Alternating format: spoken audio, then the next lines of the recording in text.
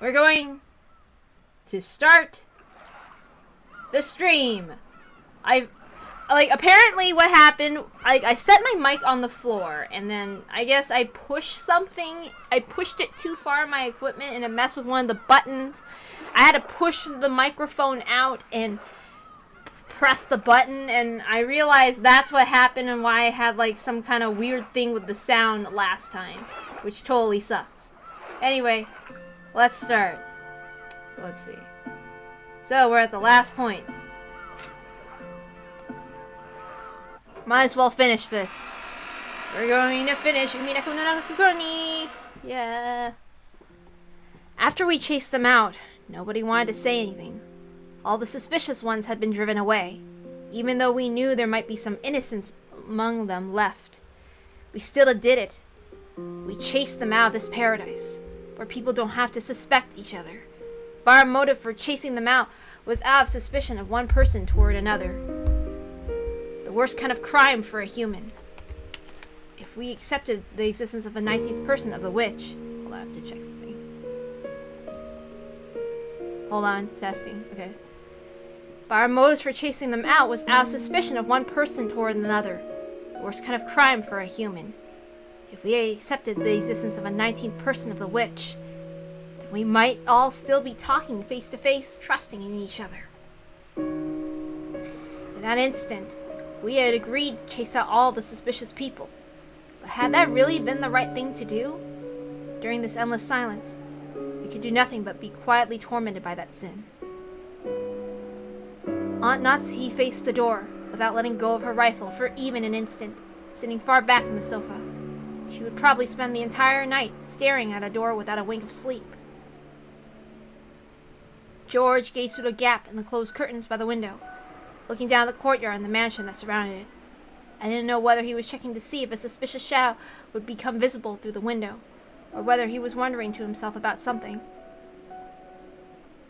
Jessica was sitting sideways on a sofa next to Aunt Natsuhi, with a dead expression on her face. And every once in a while, as though she remembered something, she'd take out the inhaler she'd used during her asthma attack and stick it in her mouth. I just heard it from Aniki. But apparently Jessica liked canon. It was apparently so vague that she hadn't realized it herself. You know? It's the kind of thing other people tend to spot before the other person realizes it in question, which means she might have first learned of her feelings when the person she liked died. It must have been so terrible. So sad. To think of it, Canon was the one who handed her that inhaler. Maybe she was remembering that. I was fishing around Grandfather's study, thinking I'd research the meaning of the magic circle on the second sheet. Even though we were shut up here in a defensive position, my rebellious nature made me want to find some key, some way to resist. After all, we got plenty of time before tomorrow morning. Who would fault me for how I used that time? No one else showed much interest in this magic circle. Its meaning was unknown, and once we understood it, we were sure to find some message that would cause us unnecessary anguish. I felt the same way. However, I couldn't just ignore it, so I killed time by going through the motions of researching it.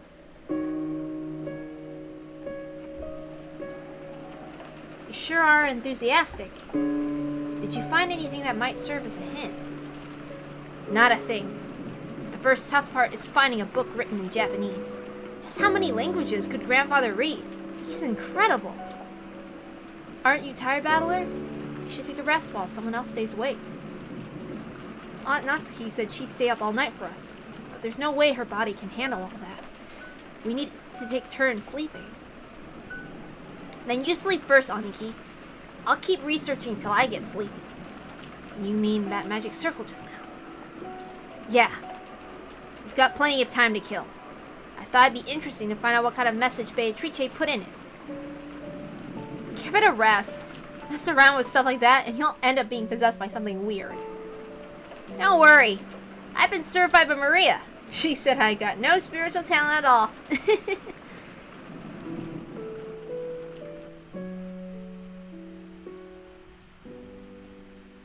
Were we too cruel to Maria? Jessica, you mustn't think that now. But Mom, if Maria wasn't involved and there's a culprit beside her, then And she's obviously a soft target for the murderer.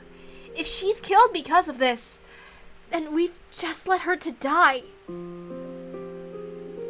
A gloomy silence settled once again. It looked like Jessica regretted letting her emotions take hold of her and snapping at Maria. She's always been like that, always acting tough and regretting it later. I understand how you feel, but Maria was in close contact with the culprit. She might have been siding with them, talking like that over and over in order to confuse matters. I'm relieved that we chased them out. That's pretty harsh on Natsuki. Couldn't that have just been the nonsense of a 9-year-old girl? It probably wasn't very convincing to hear that coming from me. I myself thought Maria was creepy on several occasions, even doubting her true nature. When Maria was chased out of this room, I couldn't deny I felt some relief. Yes, we're at the climax. And tomorrow we'll read Turn of the Golden Witch. If that's the case, then tomorrow we will apologize for what we did. I will take full responsibility for chasing them out of this room. This isn't something the rest of you have to worry about. I could feel a tragic determination in Aunt Natsuki's words. To protect her own daughter, she had resolutely chased out all the suspicious ones. And if as a result, she had to watch the people who had unfortunately been suspected to die, so be it. She was prepared to take full responsibility. Why does Maria have to keep saying stuff like that? She's bringing about her own ruin. I think the reason Maria adores witches and magic so much might be Aunt Rosa. Aunt Rosa? What does she have to do with this? Didn't you realize it too, Battler? Maria's real father ran off somewhere a long time ago, although Aunt Rosa tried to confuse the issue by saying he's on a foreign business trip.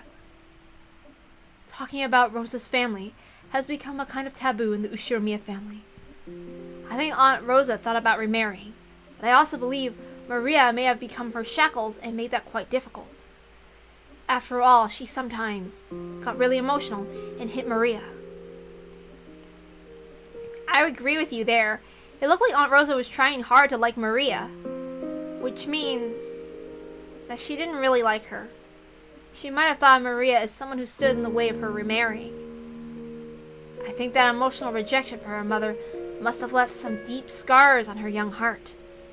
So she learned about this occult hobby from somewhere, and immersed herself in it to bury the holes in her heart. But you know, to Maria, the image of a witch isn't negative at all. Remember yesterday at the beach when she showed us her notebook?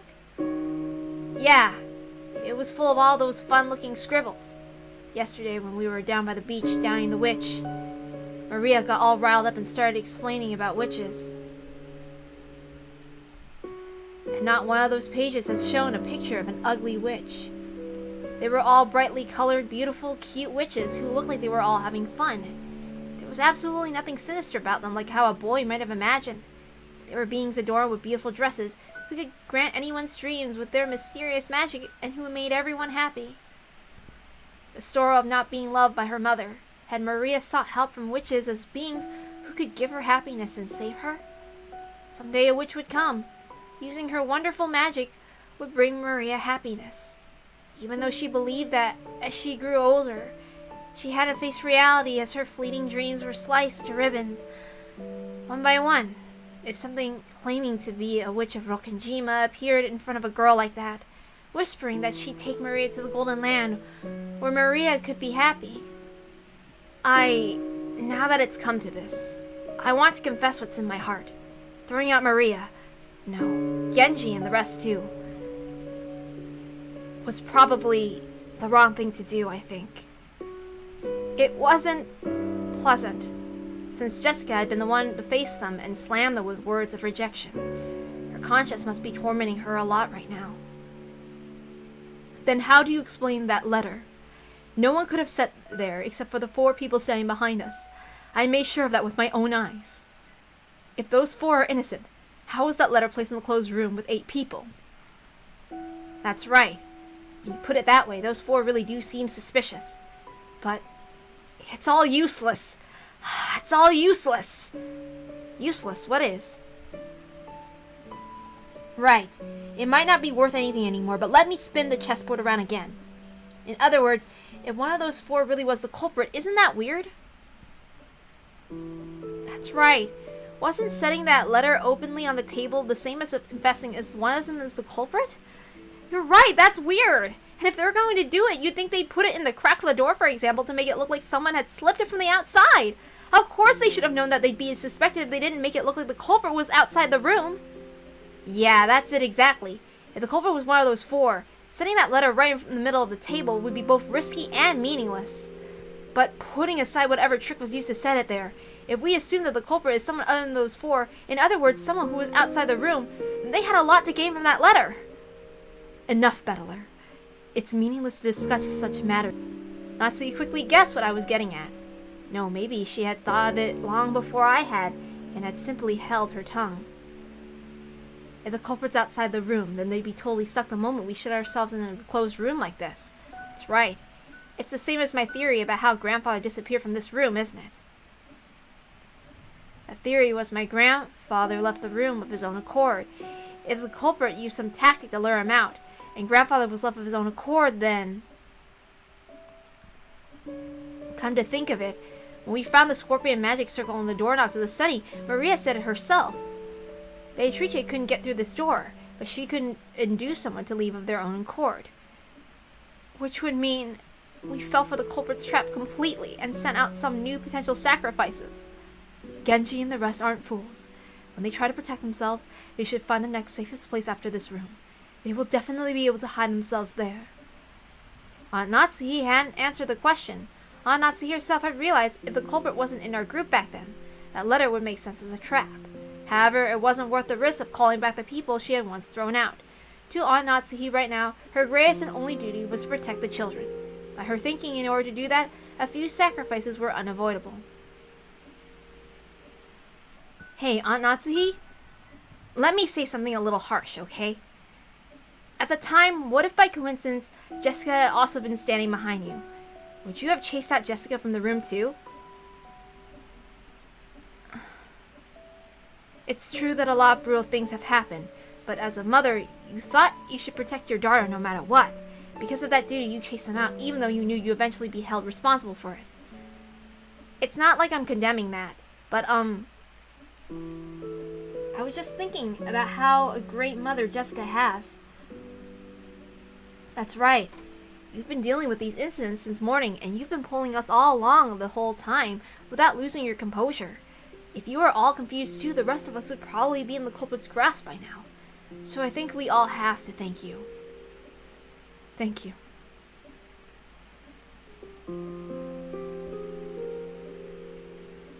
So what you two are trying to say is that you want her to act as Maria's mother too?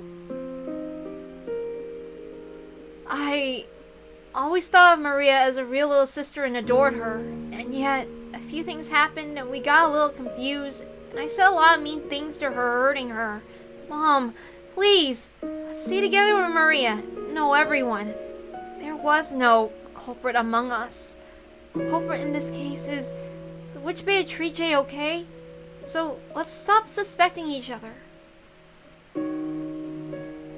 Aunt Natsuhi closed her eyes for a short while. Was she coping with her throbbing headache again, or was she thinking of something? You are my precious daughter, the one I finally received a whole 12 years after I married my husband. I would become the worst kind of demon to protect you. There was some pretty strong language at the end there. She realized very well that her words were an idealized view of what a mother should be, but even so, she was strongly resolved to protect her daughter, even if she had to become a demon. But was that her guilty conscience tormenting her? The day had been so long. So many things happened in one day, and we were driven to the corner so thoroughly. I wonder if we have the right to greet tomorrow the way we are now. There it is. I found it. It's this magic circle. Inside the book I've been flipping through, I found the same magic circle that had been drawn on the second sheet of the letter. George peered at it as well. This magic circle's name was the Third Magic Circle of Mars. The Hebrew written on it was from Psalm 77 verse 13 of the Old Testament. What God is so great as our God? The meaning of the magic circle was discord. As agitate internal divisions and cause the enemies to bring about their own downfall. Wait a sec. Seriously? Could there be a more fitting way to describe our current situation and mental state? We couldn't help but be stunned into silence. So this letter was a trap? How did they place it here? There wasn't anyone in this room except for the 8 of us, right? Anyway, let's ignore how they got in here for now. The culprit was just after one thing. They wanted to spread the seeds of doubt inside this impregnable room and use us to throw the sacrificial sheep out. In that case, they're after the people who went out of the room. Mom, what should we do? Those 4 are in danger! It wasn't surprising Aunt Natsuki remained unpleasantly silent. Even if this is all a trap set by the culprit, even if the 4 who had been chased out of the room were in danger, it had nothing to do with the safety of the 4 people in here. There was no way to prove the innocence of the 4 people that we chased out. If we were willing to let them die, then we shouldn't leave this room no matter what. That way is safest. At that time, suddenly, the piercing sound of a phone rang through the room. It was an antique extension phone set on the table in Grandfather's study. It had rung right after we started talking about the letter being a trap. It was natural we'd think of it as an SOS for the ones we chased out. But then Aunt Natsuki spoke. Why a phone call? The phone should be broken down and unusable. That doesn't matter. If that's Maria calling for help. If the problem with the phones was the culprit's work in the first place, then this call is probably... With that one sentence, the ring of the phone, which had once sounded like a scream for help, now started to sound like a ghastly lure from some unknown person. Anatsi hesitated whether to pick up the phone receiver. Let's pick it up, Anatsi. The phones might have been fixed for some reason. It could still be an urgent call from Maria and the rest. That's right! And if it actually is a call from the culprit, bring it on! Why don't we all listen to what they've got to say?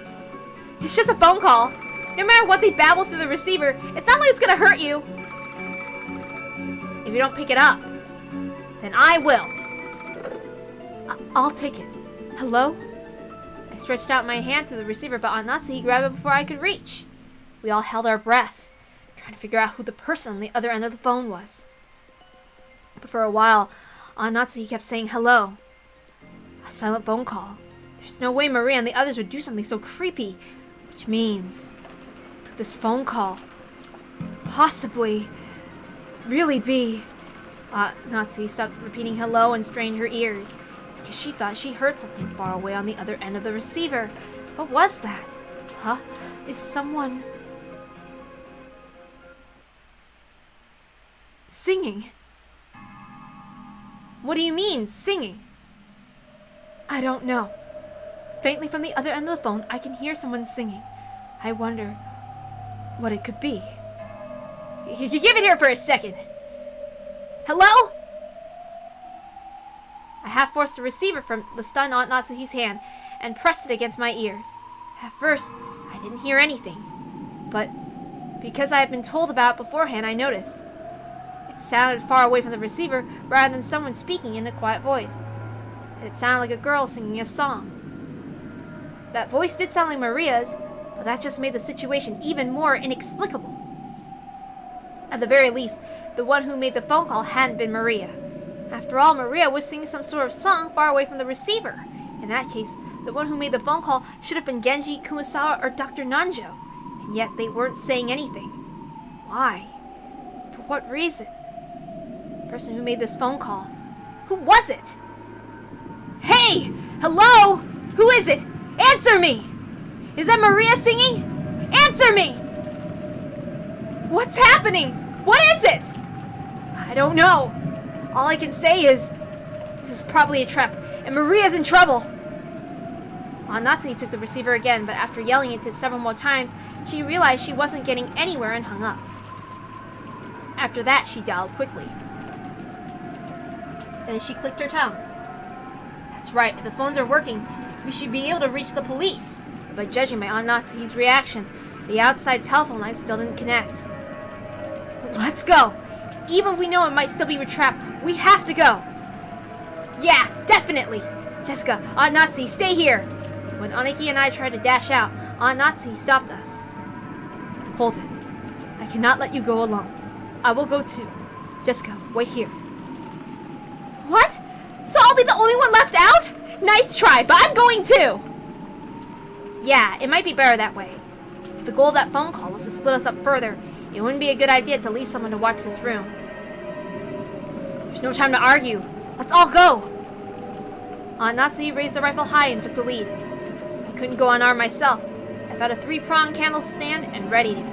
Although the pins on it used to fit the candles were short, it was almost like a 3-pronged spear.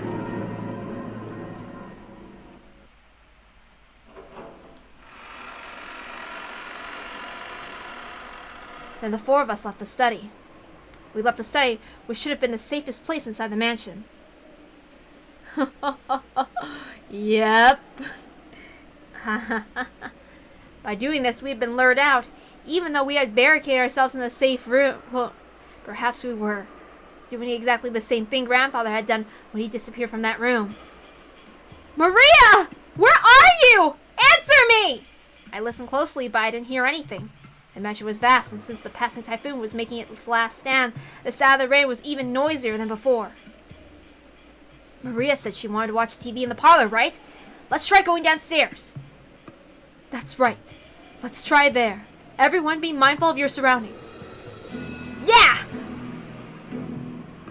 With Natsuki in the center, her rifle readied and her finger on the trigger, we moved in the group, our backs together, checking our surroundings in all directions. It was just as though the magic of that magic circle designed to spread discord had worked. We'd split up and furthermore had been dragged down to the dangerous territory. In other words, even now, we were doing just what the culprit wanted us to do. This is a separate world where it wouldn't be odd for anything to suddenly occur. Natsuki nervously pointed the barrel of the gun at every dark spot and shadow. It felt like that motion was out of fear rather than caution. But the rifle she held in her hand should have been that trump card the culprit feared. You know, I've been thinking. It wouldn't be impossible to stick one of those ice picks into someone's chest like in Cannon's case. But splitting the skull and sticking them into the forehead like my parents' case wouldn't be that easy. You think the culprit had that kind of animal strength? They probably had some kind of weapon, a device that can shoot or pound in those ice picks. That handle was too short to be driven in deeply by human strength alone. Either way, they have enough force to break through his skull. I heard Cannon's wound reach as far as his lungs. If you happen to see your opponent, don't go forwards. You mustn't move away from my back.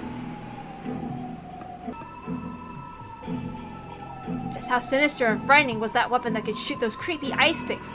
I could do anything to combat it with just this candle stand in my hand. The first murder, the culprit probably assaulted all 4 of our parents at once as they discussed the inheritance problem in the dining hall. And there were 4 of us here now. Apparently I wasn't the only one thinking this. George, Jessica, and of course Aunt Natsuki were stretching their senses to the utmost limit in the highest and worst state of tension, slowly advancing one step and then another. What have we done? Because of the seeds of doubt spread by that one letter, we threw Maria and the rest to the middle of this terrifying world. We finally reached the first floor. The parlor was just across the hall. When we listened carefully, we could hear it faintly. Maria's eerie singing voice. She wasn't singing naturally, as though she were in a good mood. She was singing mechanically, like she was at a graduation ceremony and she'd been ordered to. The song she sang was just a common folk song, one that everyone probably sung in school one time or another. But why that in the middle of the night alone, with all her heart over and over? Why? Right after leaving the study, we called out in loud voices asking Maria where she was, but this time no one even said a single word. We hid our breath at the sound of our footsteps and intently focused our surroundings to the point of being completely high-strung. We stepped forward. The door to the parlor was closed. We could hear Maria's singing voice through it. Aunt Natsuki put her hand on the handle of the doorknob when George stopped her. I'll open the door. Aunt Natsuki, Valor, ready your weapons. Understood. Take care. He might attack as soon as we open it. George, watch yourself! Sure. Then I'll open it. Huh? He tried to open it, but immediately felt hard resistance to the lock. Natsuki took the bundle of keys from her pocket and gave them to George. There were about 10 keys, and none of them had a clue which one was which. Because of this, George had to fumble around loudly and test several of the keys. Since we had hidden our footsteps preparing to make a surprise attack on the room, it felt almost fatal. whole time we could hear Maria's voice from the parlor, singing the same song over and over. It was like a broken, crazy cassette tape. We'd been in that room almost constantly since morning. All the frightening things that had occurred outside the room had left us with an impression that only this room was safe. That baseless impression was quickly falling apart.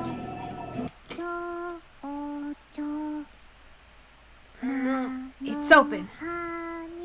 Thank you. George, Jessica, move behind me. Natsuki, let's jump in at the same time and split up in different directions. If we just stand around after opening the door, those ice picks might fly through the center. I agree. Ready? I really wish I could say no. I readied myself. If they're gonna be throwing ice picks, I'll whack them with this candle stand. Go!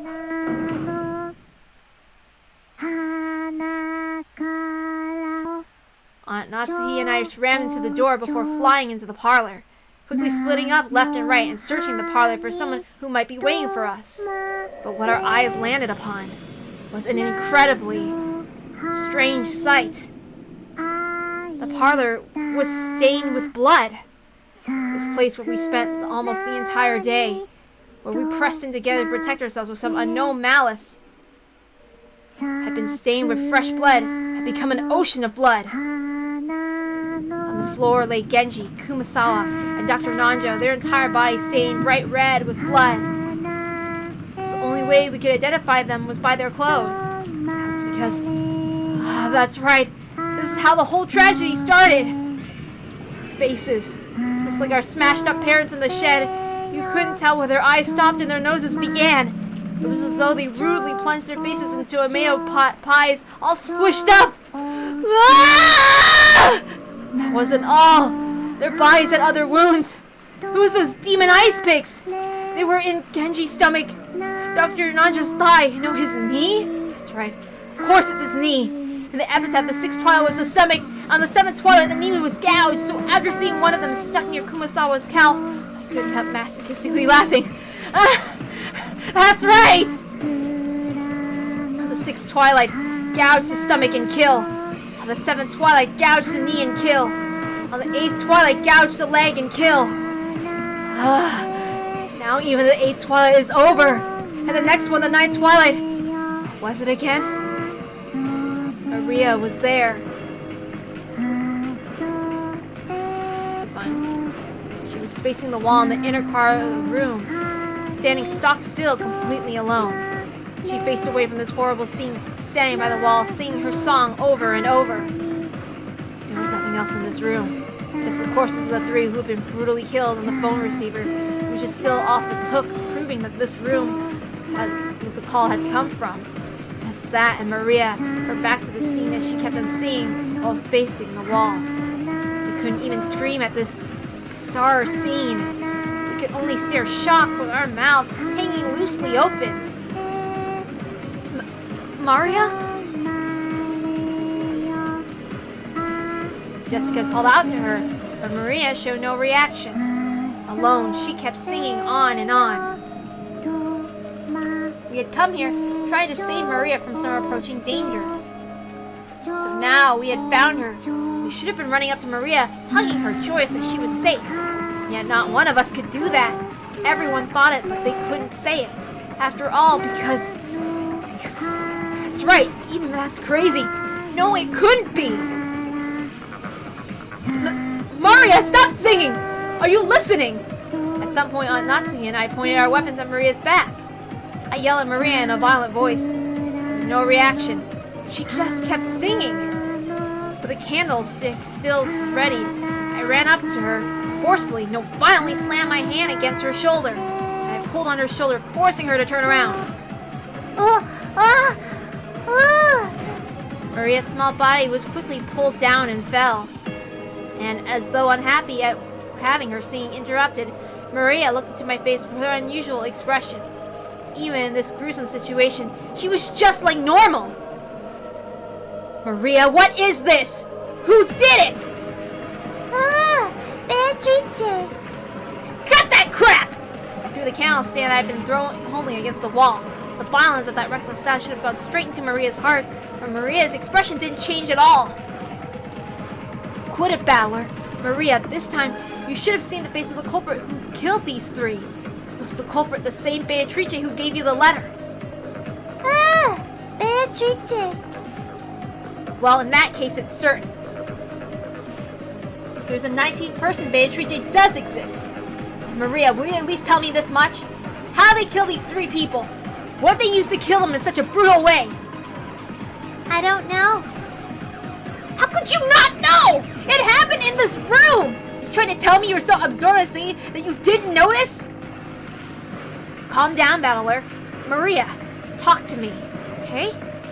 George, as he always did, crouched down next to Maria so that their eyes met. He talked to her very kindly. Maria, why were you facing the wall and singing? Beatrice said to face the wall and keep singing for a long time. So did Beatrice come here? Were Genji and the rest still alive then? Everyone came to the parlor together and sat down. Genji made sure to lock the door. It was locked when we got here, but then how did Beatrice get into the parlor? Beatrice is a witch, so locks don't matter. She turned into butterflies and came into the crack in the door. Huh? Only joking at a time like this. Like how that happened? What are you saying? You can't believe it? That's why I didn't want to say. No matter how I say it, you won't believe. But Beatrice is a witch. She can do anything with her miraculous magic. That's why Beatrice doesn't care whether a door is locked or not. And then, after Beatrice appeared, what happened to everyone? Beatrice talked to us. She said grandfather's study was protected by a powerful force and she couldn't enter no matter what she did. So she told us to select 3 sacrifices from the 4 people in the parlor. Everyone said, no way. Kumasawa kept saying, no way, no way.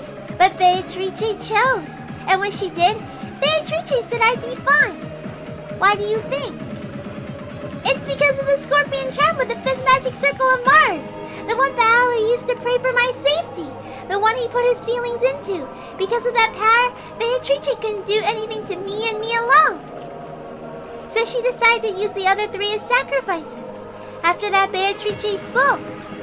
Come, face the wall and sing a song for me. You will sing lots and lots of songs. So no matter what happens, no matter what you hear, you won't hear, you won't hear, you won't know. Come, sing lots of fun songs for me. So I was singing the whole time, over and over, so I didn't hear anything, didn't know anything. And then all of you came. Are you asking us to believe that? You think we're stupid? And who will you suspect this time? Will you suspect me? Gonna try killing me right here. Even if you do that, Beatrice won't stop existing. Now the 8th twilight is over, and Beatrice will revive. Are you serious? I've had enough of that talk! As if witches could exist, as if I'd let myself get tricked! I won't accept it! Beatrice doesn't exist! I definitely won't accept it! So I won't let her exist! I won't let her revive! The legend will remain a legend forever! I won't acknowledge something like that! Quit it, Battler! It's not like Maria killed them or let them die! But Beatrice came and Maria had to obey and wasn't able to resist! Huh? Natsuhi, she isn't here! Huh? What? Mom! Where did she go? Just now she left by herself reading a letter. A letter? That makes sense. The culprit must be so exhilarated now that we reached the 8th twilight. They might have left a letter so they could brag even more. We were so wrapped up in questioning Maria, we forgot to look for a letter. But even as well armed as she was, why she left the room by herself in this dangerous mansion after reading it? Jessica tried to chase after her and tugged at the handle of the door, but resisted strangely and it wouldn't open. Mom! Mom! What's going on? Open up! Open up! It was only natural. Natsuhi had picked up the candle stand, which Battler had thrown at the wall, which had fallen to the floor. She had then skillfully wedged it between the doorknobs and the double doors like a bolt holding them closed. The intricate design of the candle stand caused it to get caught solidly.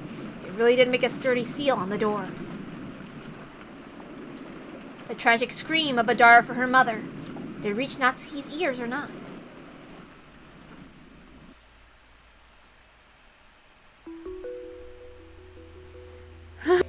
Natsuki's figure was alone in the entrance hall. It was placed decorated by the portrait of Beatrice. Natsuki threw down Beatrice's last letter, the one she had read in the parlor, raided her rifle again, and a voice that rang clear yelled in the massive space that was the entrance hall. I am Ushiromiya Natsuki, representative of the Ushiromiya family! Show yourself! Golden Witch Beatrice! The entrance hall was dimly lit. Other than a faint light which shone on the center of the room, everything was blotted out by the jet black darkness. In that darkness, butterflies glittering in gold squirmed and twinkled and sneered. Natsuki gave one more huge gulp, pointed the cold barrel of the gun at the gold butterflies. So you have finally shown yourself. I still can't believe that something like you really exists, but that isn't a problem. Both I, who bear the title of representative to the Ushiromiya family, and you, who claim to succeed the headship of the Ushiromiya family, are here right now. At this point, whether you are a witch or not is a trivial matter. Come, let us settle this. Which of us will truly succeed the Ushiromiya family? I, Ushiromiya Natsuki, or you, Beatrice? Allow me to respectfully accept your request for a duel.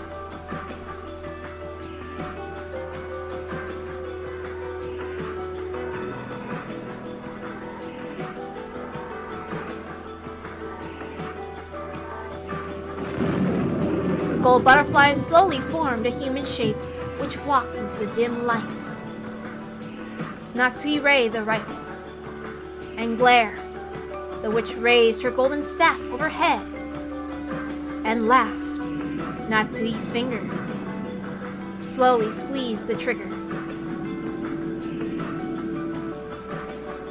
And go! Battling made an all-out dash to the door, rammed into it, crushing the candle stand that had been barring it, making it possible for a big gap to be opened in the door. He kicking the candle stand through the gap. The door was finally released.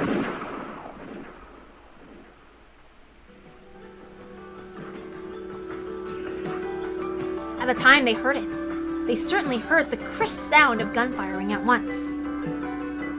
Mom! Mom! Jessica, you mustn't run off by yourself! Was that the sound of a gun just now? Did Aunt Natsuki shoot?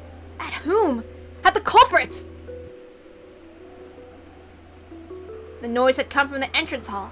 The entrance hall looked like a stage, like the heroine of a tragedy, on the ground and bathed in light. Arrayed in the beauty of that silence, Aunt Natsuki lay face up, crumpled on the floor. Half crazed, Jessica ran up to Aunt Natsuki. On Aunt Natsuki's forehead, it was almost as though a sparkling shard of pigeon blood ruby had been placed there. And from it one stream of blood makeup passed by her eye, traveling down her face. The faint smell of gunpowder smoke came from the barrel of the rifle on Natsuki still grasped. Huh? Then she shot herself in the forehead? Why? Mom! Mom! Mom!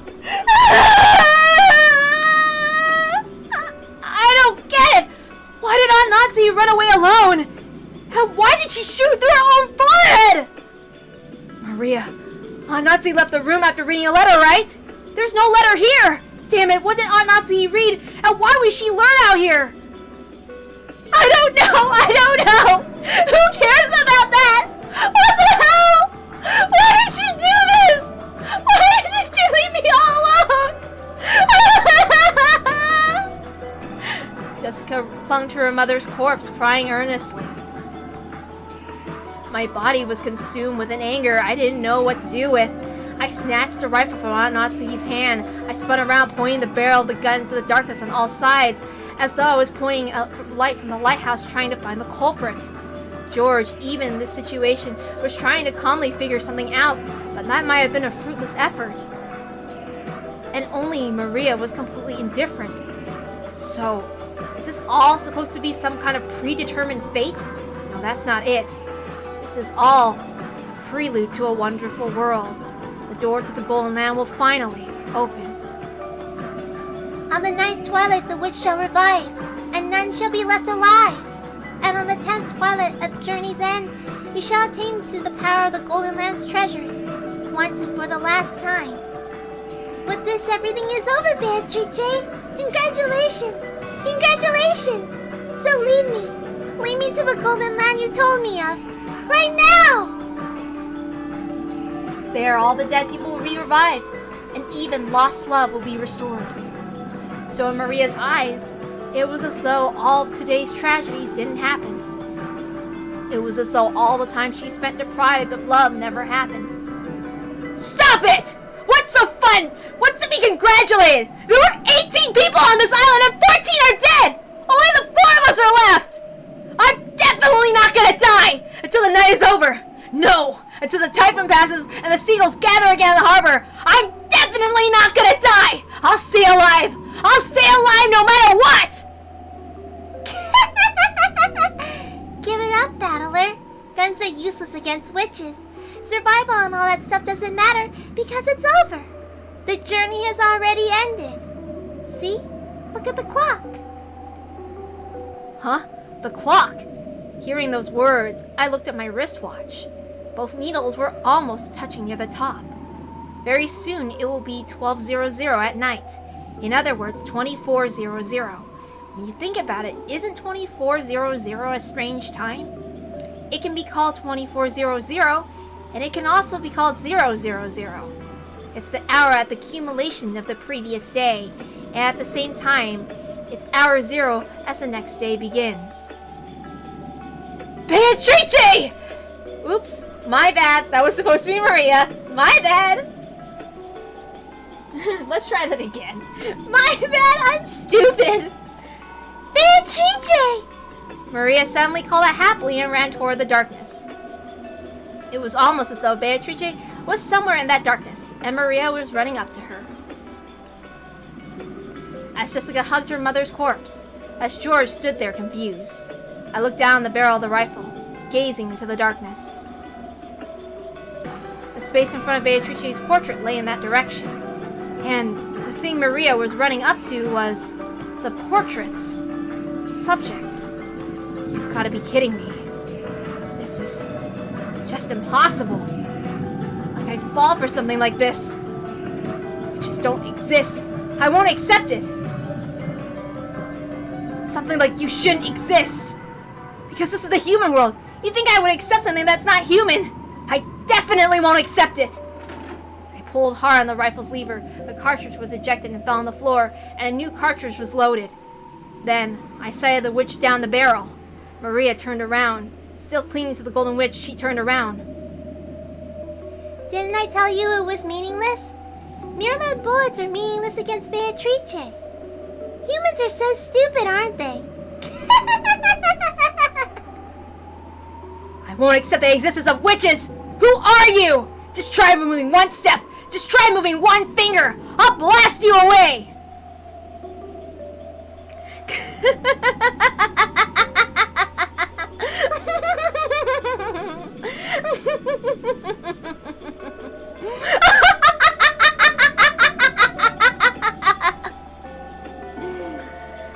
As the the witches laughed. Even the large clock from the hall joined in on their laughter. It was probably telling us that time was 24:00. It was both a tone telling us we reached the accumulation of this day, and a tone informing us that all had returned to nothing. The rule of the witch would win when time ran out had already been revealed. Balor, George, and Jessica, the journey has ended and the witch has revived, see? And none shall be left alive. The witch shall praise the wise and bestow 4 treasures. One shall be all the gold from the Golden Land. One shall be the resurrection of all the dead souls. One shall be the resurrection of love that was lost. One shall be to put the witch to sleep for all time.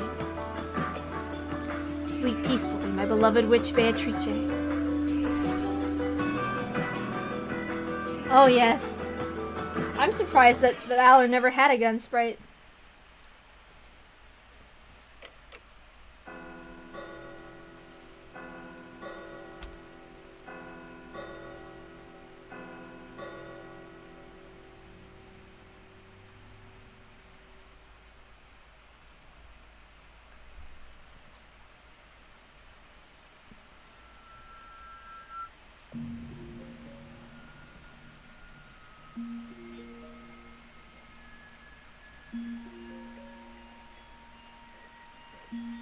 I'll try to read this as fast as I can.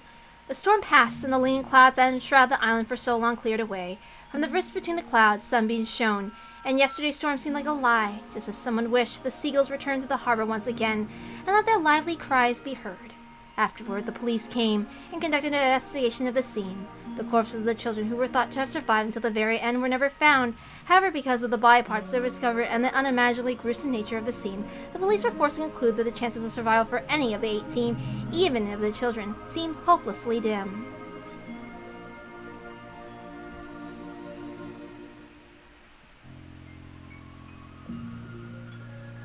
Just how gruesome was the banquet of the witch, and just how beautiful was the golden land.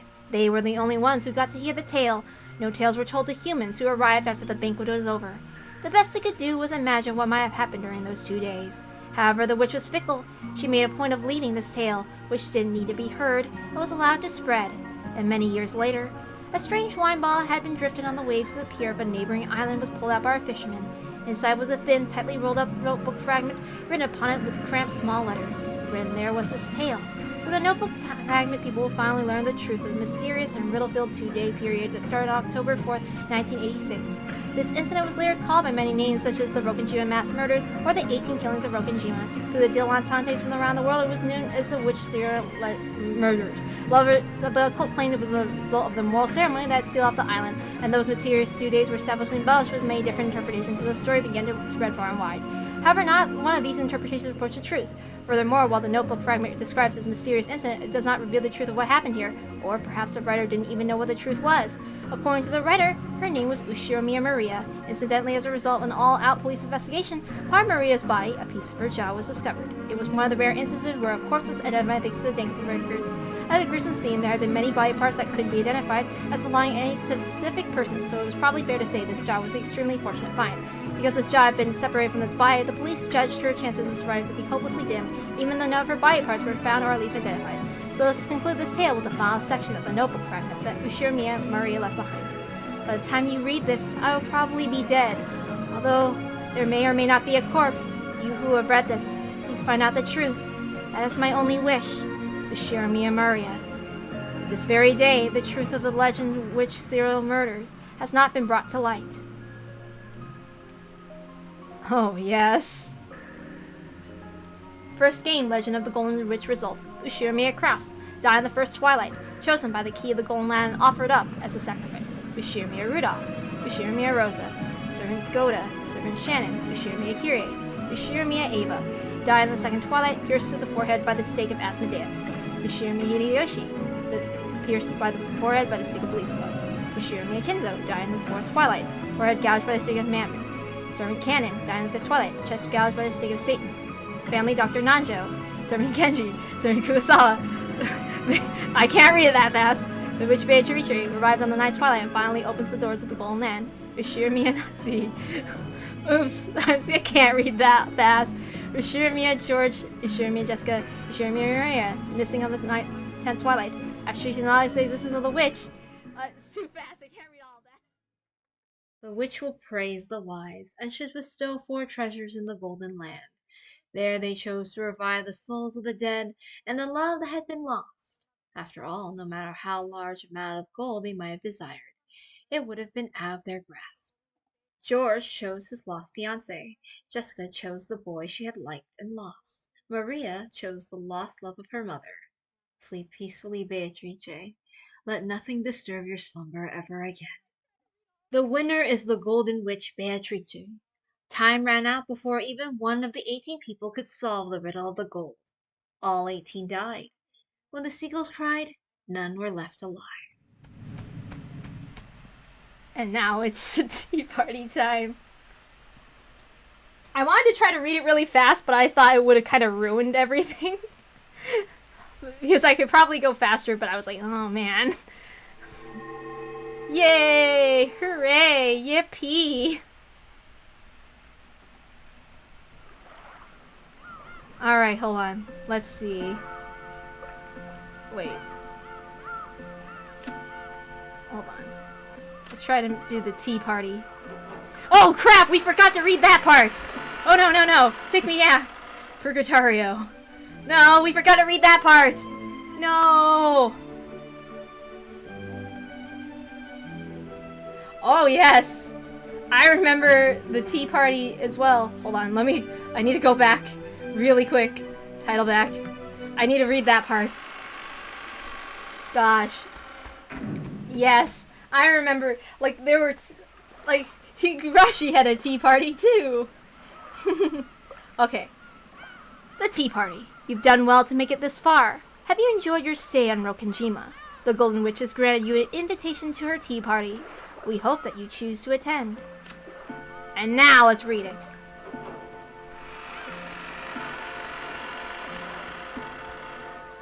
It's hot in my room. Purgatorio.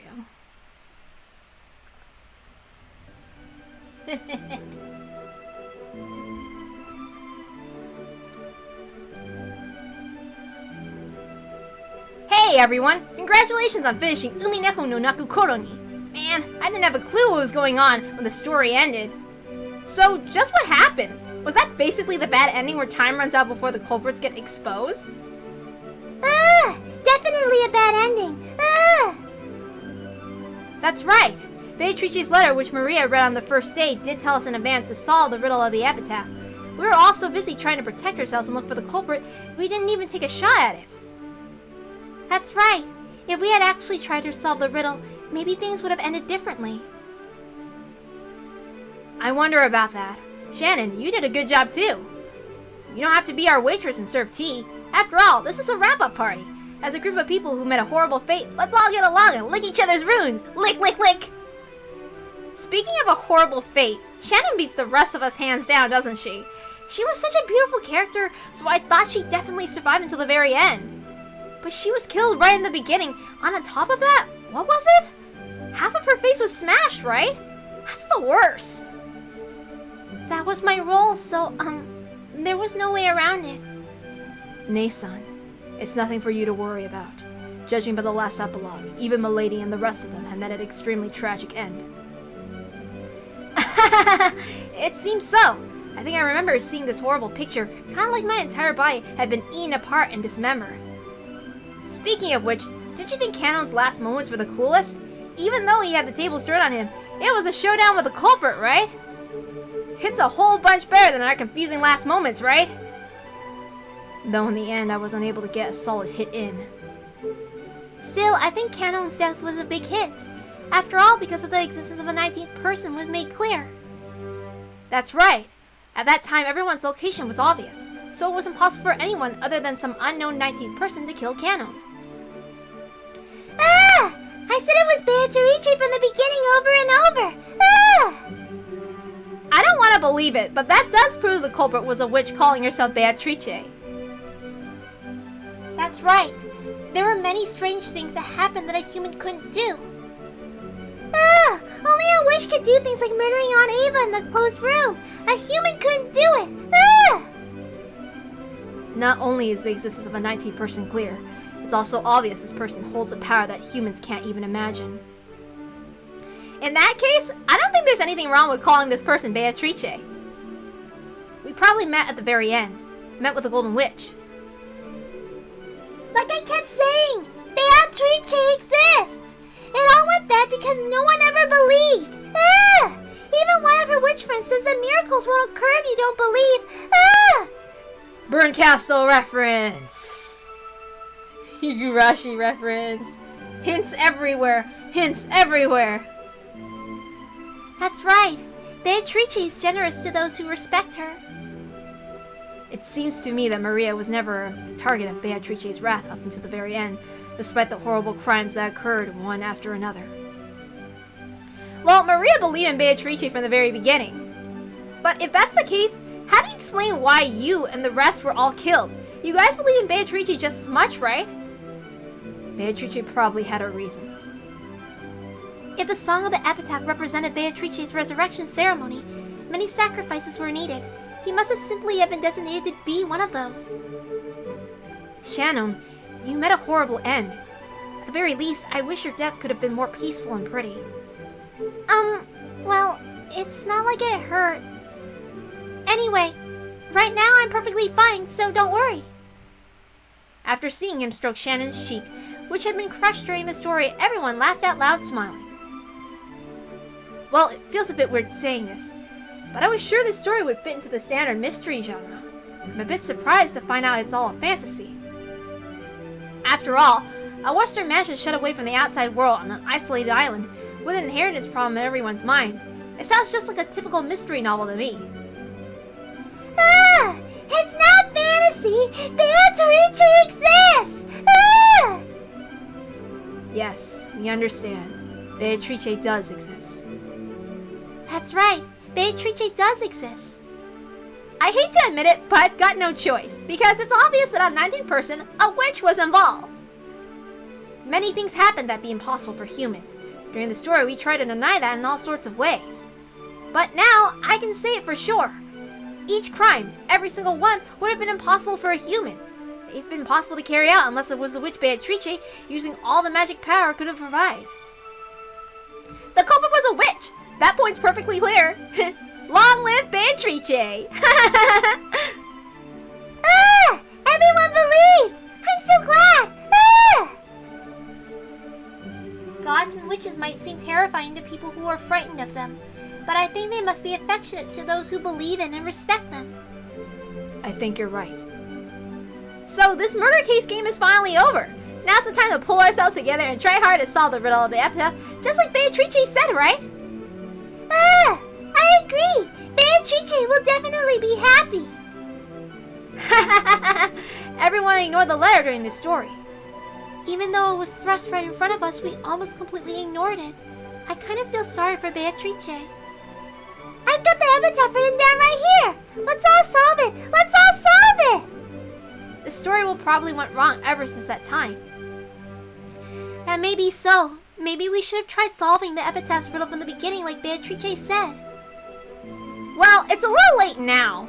Even so, let's try solving it and see if the witch forgives us. Let's go! Let's try to solve the riddle epitaph. It was something like, "Behold, the sweet fish river running through my beloved hometown." Maria put her notebook on the table and opened to the page where the epitaph was written. Everyone stared at it, trying to get really into it as they started guessing this and that about the riddle. Surrounded by the smell of black tea and freshly baked vanilla cookies, they spent the time comfortably and happily.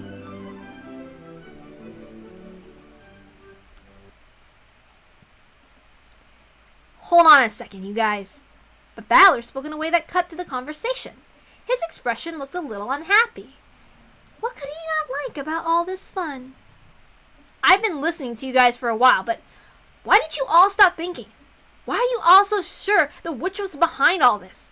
Did you realize something like that can't exist? With just those words, the happy atmosphere surrounding the tea party evaporated in an instant. George and Jessica, Shannon and Canon, and Maria, all of them stared blankly, wondering what in the world Balor was talking about. Even the foolish, arrogant Balor realized he hadn't chosen his words very well. Because isn't it clear that these crimes were impossible for a human? That's right! None of these cases would have been possible for a human. That's true. After all, wasn't it full of things that humans couldn't explain? I don't understand what you're saying, Battler. I'm the one who doesn't have a clue what you guys are talking about. Isn't it obvious that humans committed these crimes? There's no way something like a witch exists, right? Then, what about when I was killed in the storehouse and something horrible was done to half of my face? If the culprit was human, how could they have accomplished it? That's... Well, it's hard to imagine how they did something that awful. But that was the Rose Garden storehouse, right? I'm sure there were plenty of weird tools in there. Let's say they used some electrical tools like a grinder or electric saw. That's... Then, Battler, how do you explain Grandfather's disappearance from the study when it was a closed room? Even though the door was sealed, Grandfather just suddenly disappeared, right? We talked about that during the story, too. It's not impossible that Grandfather used some trick to fool the receipt. It's also possible he went out of the window, fell down, and Aunt Nazi locked the window from the inside. I could think of a bunch of tricks that you could use without relying on magic. That makes sense, but... In that case, Battler, how do you explain the way my parents were killed during the guest room? The door was sealed by the lock and the chain. Naturally, the window was sealed too. How do you think a human could have killed my parents? Well, we did have to leave that trick alone during the story. Anyway, there's at least a good chance the culprit had a key. And it was possible looking through the crack of the door the chain allowed. I know this is a stretch, but it's possible some device was used through that crack. Like maybe they stuck something through it? Well, even though the door chain is incredibly simple, it's a big factor in setting up a closed room. Still, there's probably some closed room trick they could have used. If you brought some closed room mystery novels from a bookstore, you could probably find some trick that fit perfectly. Anyway, I can't think of one now, but I claim there's nothing that humans can't do if they try hard enough. Isn't that argument horribly irrational? It's just ridiculous to claim that it's impossible for a human to do something, even though you can't explain how. Why is that ridiculous? Why'd you all stop thinking? Even something that looks impossible has to be doable. Doesn't it always work like that? Battler, you're the one being ridiculous. If you think a human could have done it, try explaining how. You can't, can you? And you're okay with saying the culprit is a witch just because I can't explain it? With that argument, all the unsolved crimes across the world could be resolved by saying a witch is a culprit. Battler, you're sidestepping the issue and you aren't explaining anything.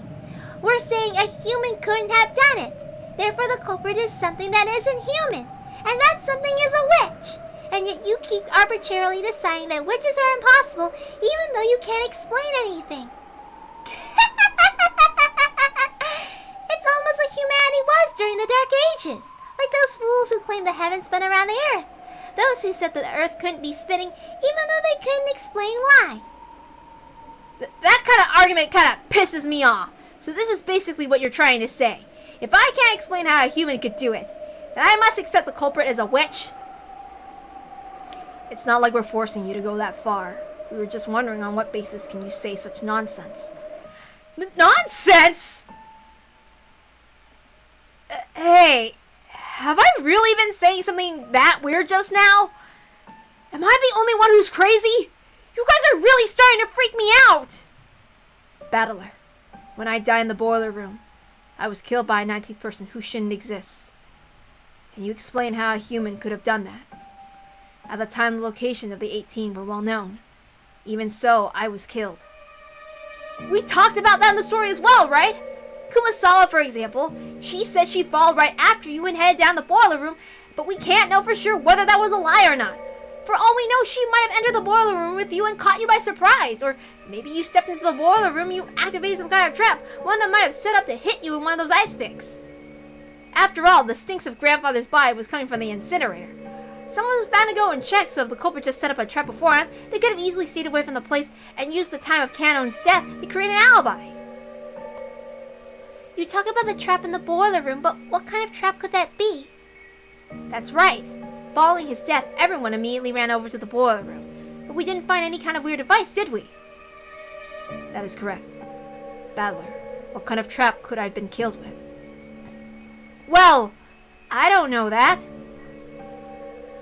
But anyway, they must have used some kind of clever trap, or maybe someone's lying. Or, what about this? Kanon, what if the whole thing was just you play acting? That's it, you were play acting. Aunt Ava and Uncle Hideyoshi were also play acting. They made the closed room themselves and were only pretending to be dead. Battler, has your head been, feeling okay? Should I bring some cold drinks? Don't look at me with those pitying eyes? I'm not saying something that crazy, right? I'm just pointing out some possibilities you might find if you think all of it as a trick. Look, isn't it a pretty classic trick in mystery stories to have one of the victims just be playing dead?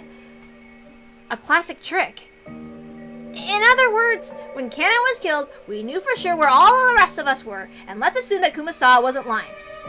But that's only counting the survivors. What if the culprit pretended to be dead and joined a group of real victims so we would lose track of them and acted on their own later? Then everything would be explained. Huh? So you're trying to say that Aunt Ava, or one of the culprits, was among them? Or did Dr. Nanjo confirm all their deaths as a doctor? That's right. Dr. Nanjo checked all the victims. Battler, for your theory to work, wouldn't Dr. Nanjo have to be one of the culprits too? Yeah, that's right. Once you consider that Dr. Nanjo might have been one of the culprits and faked the proclamation of death, the whole story changes. See? That's also a classic trick in mystery novels, isn't it? But Dr. Nanjo was also killed, right? About that. That's right. Dr. Nanjo faked his death. After all, there wasn't anyone except Dr. Nanjo who could examine the corpses properly, and everyone was really confused then anyway. We didn't have any spare time to check and see if he still had a pulse. With this theory, any one of the dead people could have been walking around. I think it would have been hard for the 6 of us who died in the beginning to do that. After all, the shutter was closed, and there was a padlock that couldn't have been opened from the inside. That's right. Mom was holding on to that key, so was Mom one of the culprits too? Wait a sec. Maybe it wasn't possible for the first 6, but in the case of Aniki's parents, the door was only locked on the outside, so they could have opened it from the inside. That's right. After we left the room, maybe they jumped out the window and got to the boiler room first. Is that too much of a stretch? Or maybe Dr. Nanjo made a mistake when examining the corpses? Look, he said it himself, right? He said there's a very high probability of making a mistake when examining corpses. If you disguise it well enough or prepare to substitute body, you can fake your own death. Let's say the method or trick they use for later. And you see, it's not that hard to deny a 19th person existed, right? Much less a witch, right? At least that much is completely impossible. I don't know why you've been trying to stubbornly say that one of us is the culprit.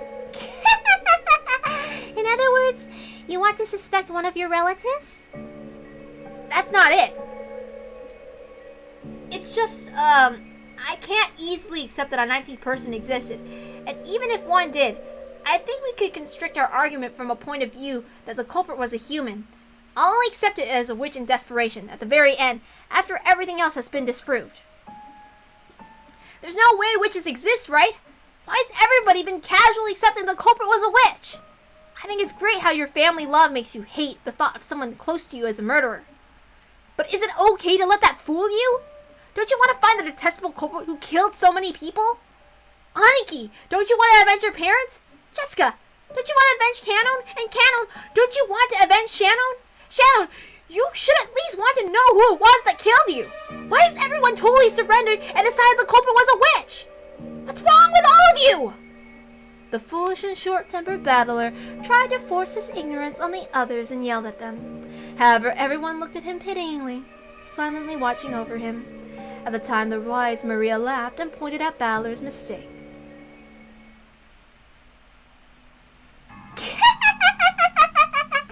I'm shocked. All I see is you repeating this nonsense thinking you figured something out, Battler. So, what's next?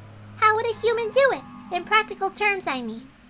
I imagine you'll say, I just can't think of anything now, or with some kind of device using abstract words to run away and evade the topic. What I really want to know, Battler, is this. Why don't you believe in Beatrice? She exists, so why don't you believe? Because she doesn't exist! Witches don't exist! There's no way! It was almost like a spoiled child who doesn't want to accept something. The pitying gazes quietly closed in around Battler, but they didn't reach his stubborn heart. You realize you're just acting like a spoiled brat throwing a tantrum, right? Battler, I understand your feelings, but... Beatrice does exist. Battler, why don't you believe? Even though there's so much proof. I don't accept the argument the witch must have been behind everything just because I can't explain it. Does this mean that if you don't know how a light bulb shines, then magic is the cause? That's wrong, isn't it? There's nothing that can't be explained without magic. All this about witches and magic is just an abdication of thought. You just surrendered and gave up because you don't understand what happened. Isn't that right? Well, unsurprisingly, it looks like you alone won't believe no matter what, Battler.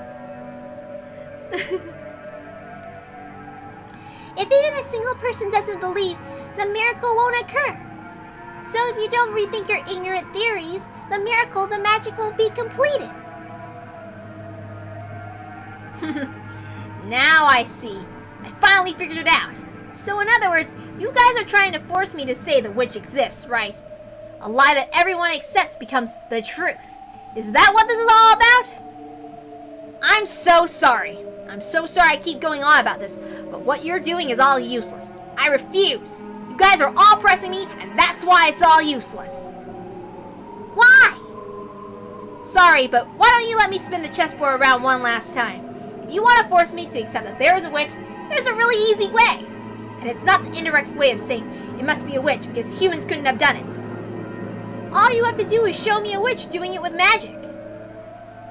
Furthermore, what Maria said earlier is what really dug her grave. You said that if even one person doesn't believe, a miracle won't occur. But real miracles happen whether people believe in them or not. Even if I alone don't believe.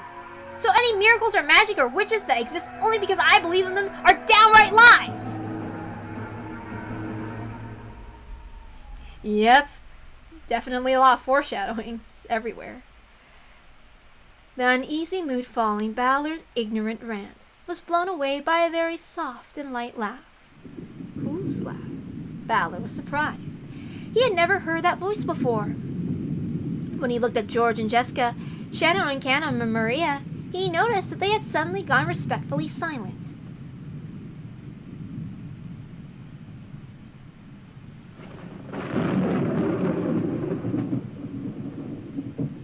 Beatrice!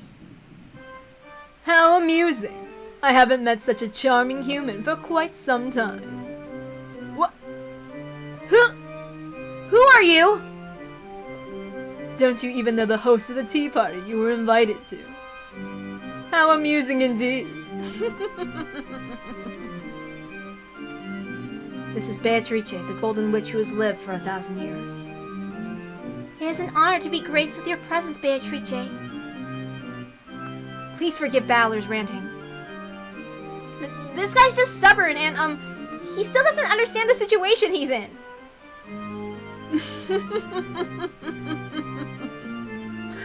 What a treat this is. Most witches get tired of living after the first 1,000 years. How nice it is to meet a man with such backbone as yourself every once in a while.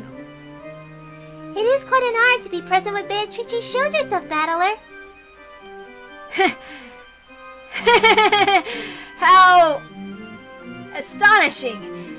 Are you really that desperate to make me believe that a witch, that a 19th person is the culprit? This is starting to get interesting, and it's all useless. You must be the illusion that Maria and the others call the witch Beatrice. And you'll only be allowed to exist if everyone believes it. You have that kind of half of an existence, right? That's why you want to make me believe too. You can't exist because I alone don't believe in you. Isn't that right? Your powers of comprehension aren't bad for a mere commoner who knows nothing of magic. Yes, it seems you are born with a strong magic-resisting power. You're a natural enemy of us witches. No matter how much we turn your world upside down, you never believe in us. Therefore, the magic won't succeed. I accept that attitude of yours. I've got no clue what you're saying. It's very kind of you to go through all the trouble of showing yourself to us, but I don't believe you exist in the slightest. It's true that many strange things happened during those 2 days. Like Maria said earlier, even though I think all those tricks could be explained, I still can't lay out the practical details of each one. However, that doesn't mean I'll surrender. I'm different from the rest of them, got it? I'm never going to accept that it was a work of a witch just because I can't explain it. This keeps getting more amusing. Making you surrender will be worth my while. You're just the kind of man I'd like to force into praising my name. I'd love to try making a man like you kiss my toes. You want to talk nonsense? Talk all you want! I deny you exist! All the events can be explained with human tricks! There's no room for even a speck of magic or witches! Wonderful! What a perfect way to divert oneself from 1,000 years of boredom. Then let me ask you. A short while ago you said that using the crack in the door would be sufficient to kill Eva and Hideyoshi, right? Explain how they could have been killed using some human trick. Suddenly jumping right into the toughest part, are you? Does that mean this is the trick you're proudest of? Miss Real Culprit? With a shake of her golden pipe, gentle, multicolored smoke trailed out at the end. The smoke quickly obscured their surroundings, and they were suddenly in the hallway of the mansion. The door was in front of them, slightly open but secure by the chain was. That's right, it's the door to the room where Eva and Hideyoshi were killed. Nice trick! Very well. Show me what you do through this small crack battle. They probably had some devices to shoot those ice picks. If they use that. How would they reach Eva over the bed when you can't see that far through this crack? And how would they reach Hideyoshi in the bathroom with the door shut? Damn! There's a crack. There should be some way. If you can't think of one, allow me. Oh? How would a witch do it? Come on, see your little trick. Valor, you're being rude to Beatrice. Oh, I think I remember that something like that was mentioned during Stranger Things, correct? Like it's based off of that with 11 or whatever? How nice, how nice. What a charming man. That will make it even more fun to force him into submission. You really want to make me kiss your toes that much? Only if I surrender. But watch, I'll definitely expose this trick, and then I'll make you kiss my ass instead. What a delightful man. I'll remember that promise. Weak witches kiss the behinds of demons to gain power, because there's no more humiliating oath. Just being told that makes me want to force you into surrendering. Paying no mind to Balor's worthless ranting, Beatrice once again shook the golden pipe. That's right, the golden pipe was her precious magic cane. Come arise, children. I'm the guide of purgatory. Forgive the deadly sins and hold the 7 stakes. Guided by those magic words which sounded like a command, 7 stakes gathered. They were the stakes of the 7 demons, symbolizing the deadly sins of simple people. Beelzebub and Asmodeus, come, forgive the sins. Release the spirits of the sinners. What? The pigs of Beelzebub and Asmodeus responded to Beatrice's call. The 2 stakes of the demons were sucked into the cracks of the door like billiard balls struck by a cue stick. Then several scattered noises refracted through the wall, making a sound like a woodpecker. At the end, a pleasant sound could be heard.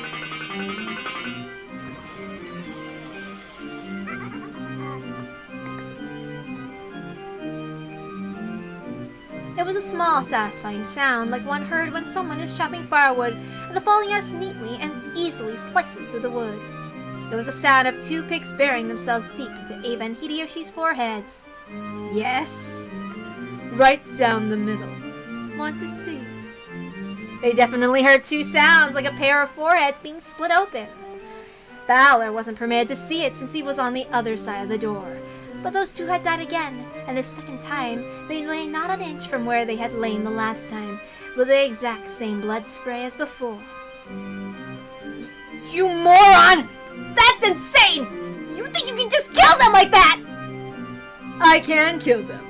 I can kill them just like this.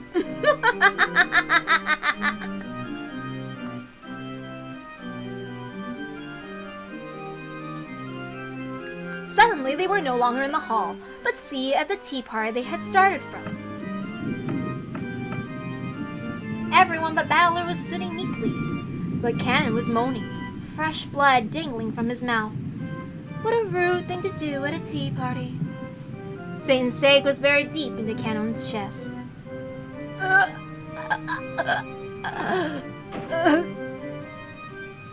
Cannon!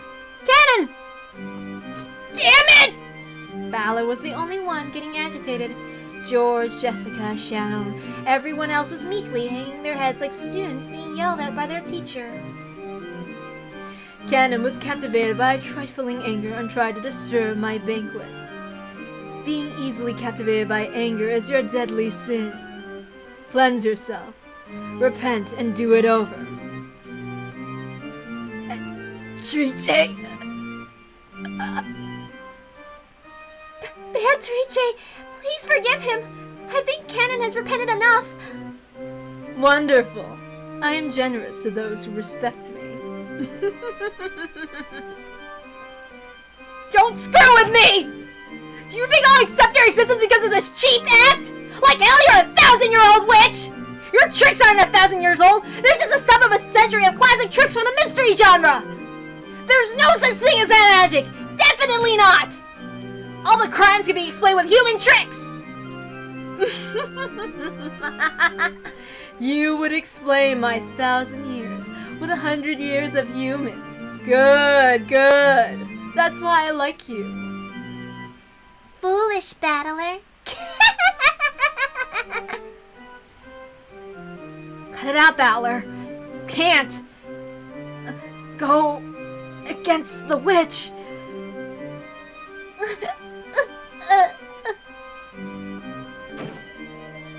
Shannon started moaning, holding her cheek. Maybe she had a toothache, but apparently it wasn't a toothache after all. A slight redness spread across the cheek Shannon was holding. It looked like that redness was causing Shannon unbearable pain. Her fingers were pressing in against her cheek, and drops of sweat appeared all over her body. Shannon! Shannon! Hang in there! Hang in there! What's going on? Damn it, what the hell is that red stuff? It expanded rapidly, covering half of Shannon's face. Then the stupid dunce Battler finally realized. Please, Battler! Please believe in Beatrice, I beg you! Because you won't believe! Because you won't believe! The magic is dissolving! For the first time in his life, Battler heard a sound like a pomegranate splitting.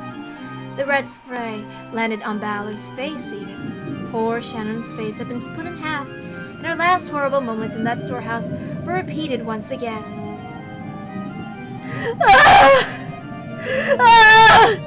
Shannon! Shannon!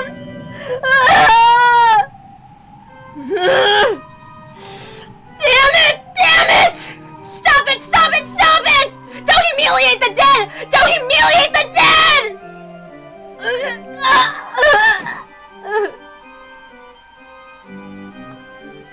This time, the redness spread across George's entire body. It was like a beautiful cloud drawn by milk when it's poured into black tea. It spread out and extended across his entire body.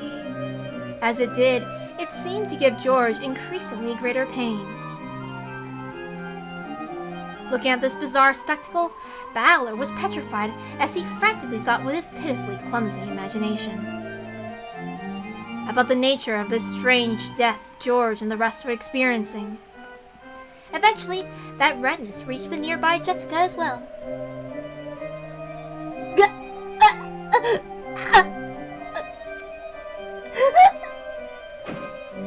Stop it! Stop it! Stop it! What did Aniki do? What did Jessica do? Just stop it! Battler. Don't let the witch break your spirit. Deny her. Erase her. As long as one person denies her. She's an illusion that can't exist. Are you okay, Jessica? Aniki! George was no longer recognizable as a human. He looked like a pile of leftover meat after the good, delicious meat had been scraped off to be cooked. The only thing that even resembled a human was the shape of his lower jaw and rib cage. And it was clear that Jessica, who was covered with a steadily strengthening redness, was approaching the same fate. Battler, quickly, believe in Beatrice. If you don't, everyone's magic will dissolve. Maria, it's all over your body, too! I revive all the dead with my magic. But as long as you don't believe, that magic will hold no true power. But I'm sure that a man like yourself won't surrender to something like this, right?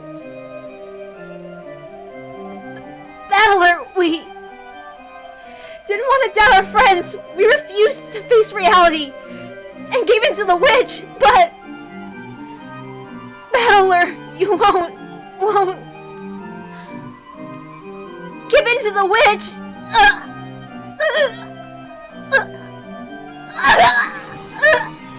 Jessica! Jessica! Ah! Poor Jessica met the same end. Just like George, she ended up like a butcher's leftovers. George and Jessica were now so destroyed, melted, and mixed up, it was impossible to tell them apart. Battler, don't cry. Beatrice will restore the dead over and over, so there's nothing to be sad about. So, even if we die, we're still just fine. The redness began eating into the whole of Maria's body. The foolish battler watched and screamed.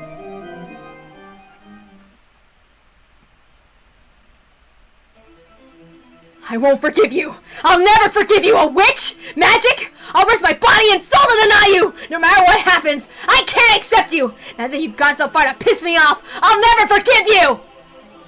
I won't forgive! I won't forgive! I definitely won't forgive you! You'll regret making me assure me a battle your enemy! I'll deny you no matter what! No matter how baffling things get, it can all be explained by humans! I'll erase every cell from you from this world! Well said, Battler, was it? That's just the thing to divert me from my 1,000 years of boredom. Come, explain. Try explaining all with human tricks, and learn how lowly humans are. Let's see if what humanity has built up in 100 years can oppose my 1,000 years. That's what will make me force you to submit so pleasantly. So tell me, who you call yourself Battler? What about Maria's letter? How the 6 were killed? The shutter? The receipt sealed?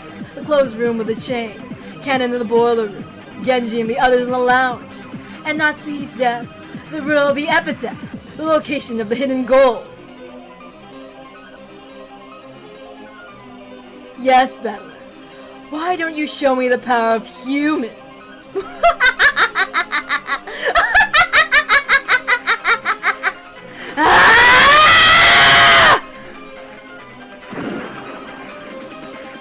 Yes, when Jessica admits.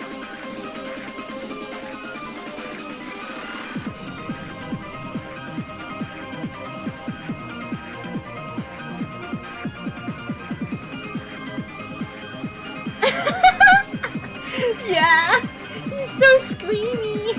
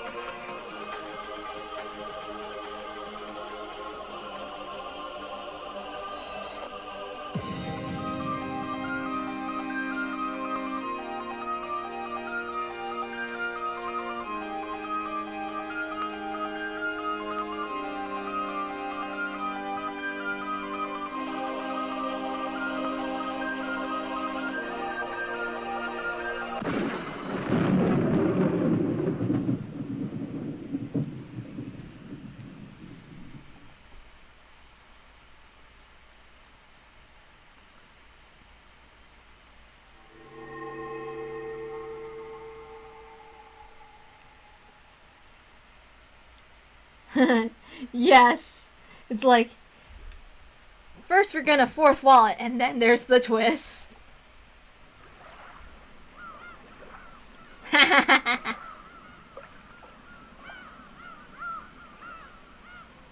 Welcome to the tea party of those who are not human.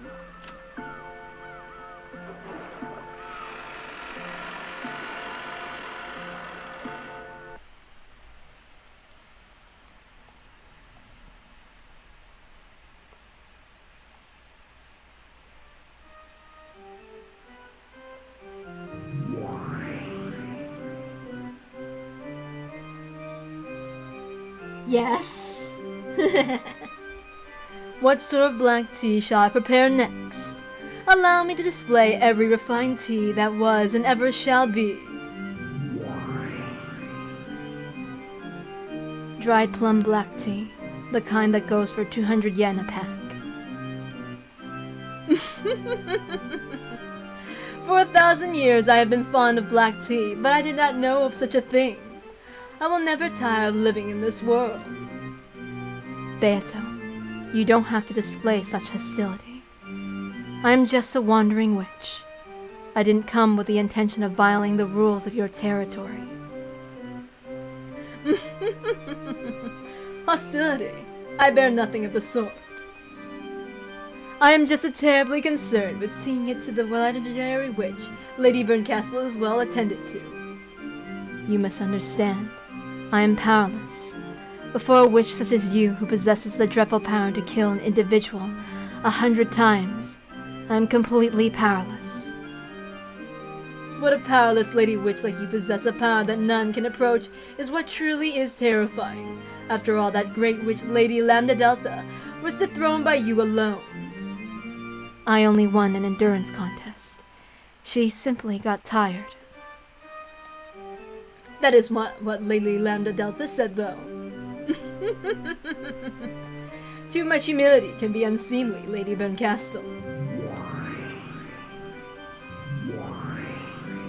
Yes. Oh my god. I love Berncastle's voice, especially with Yukari Tamura. Like, God, I live for it. That girl has a dreadful power. The power to kill an individual without fail. However, without fail doesn't exist in this world. No matter how many times you divide one, you can never reach 0. That girl has the power to bring the odds of failure down to almost exactly 0. The power to give rise to almost perfect certainty. I hope I never have to fight against such a terrifying witch again. However, you have the power to cause success without fail, as long as the odds are not 0. Though you say without fail doesn't exist in this world, you possess an infallible power yourself. How very terrifying. The power to kill an individual endlessly. I think you're the more terrifying one. You jest! From your point of view, mine is but a trifling power. This is most certainly one would call empty praise. Call it flattery to make up for the cost of staying here. I am a fleeing traveler who crosses the fragments, continually running from boredom. I simply came around because I heard you started something interesting. Have no doubts that I will choose to leave as soon as you are no longer interesting. I, Beatrice, am deeply and humbly delighted to have the great Lady Berncastle as an observer. And so your impressions? Lambda Delta is terrifying because of her cruelty, but she's a girl I can understand. And you do seem to be capable of affection, but I can't understand you at all. That makes you much more terrifying than her.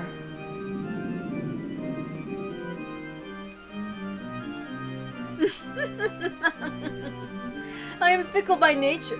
Do forgive me. Besides, I believe you also enjoy entrusting your fate to the role of fickle dice, right, Lady Berncastle?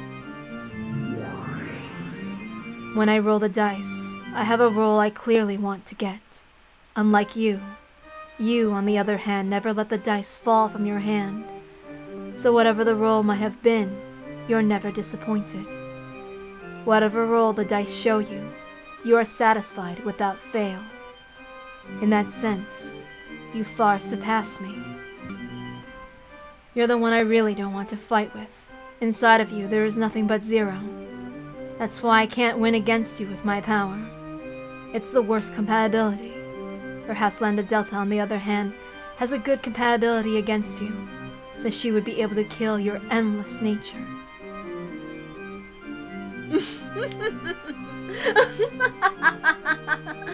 Oh yes, witches truly are the best people to enjoy black tea with. One doesn't get bored. Then I am relieved. Boredom is the only poison that can kill me. So don't kill me, okay? Lady Beatrice, Endless Witch. If such is your wish, I, Beatrice, shall allow you an even better time. In that case, wouldn't it be best if I brought the next chessboard in right away? It seems the next tale would do more for you than another cup of black tea. Just wait for a moment.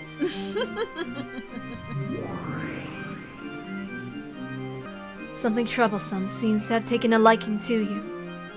I'd really like to lend you my power, but as you heard, that girl's power and mine have a very bad compatibility, unfortunate as that may be.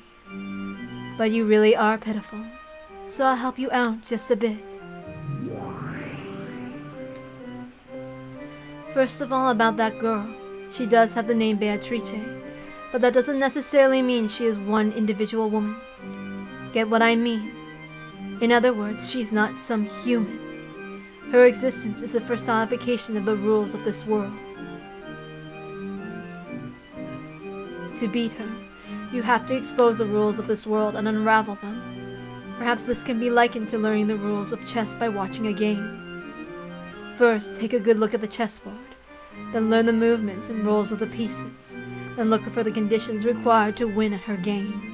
When you manage to reveal all these things, her heart will be exposed. After that, you can rip it apart or crush it as you please. I'm being quite generous. In the past, when I had a human body, it took me 100 years to notice even this much. This is my meager farewell gift to you, the pitiful one and captured by Beato. It is just like a spoon. A spoon can be used for more than just drinking soup. You can use it to dig through the prison you're locked in, or as a weapon to gouge the witch's eyes out. Of course, you can also use the spoon to continually sip the watery soup inside your eternal cell.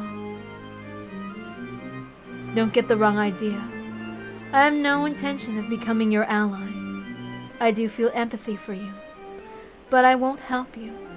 It's like I'm sitting in front of the television, yelling at you on the other side, even though my voice won't reach you. So, you understand that I'm a witch, right?